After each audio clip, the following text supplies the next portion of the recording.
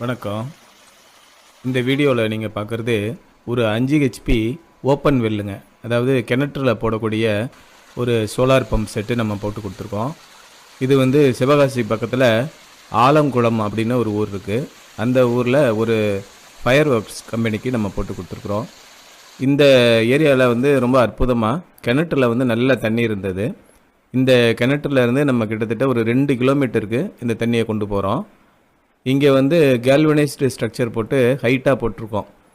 இங்கே உருப்பிடிக்காமல் இருக்கும், நல்ல நீண்ட காலம் உழைக்கணும். அப்படிங்கிற போதிலும் நம்ம வந்து அதில் போதுமான அளவு அந்த காலுக்கு நல்ல பலம் கொடுக்கணும்.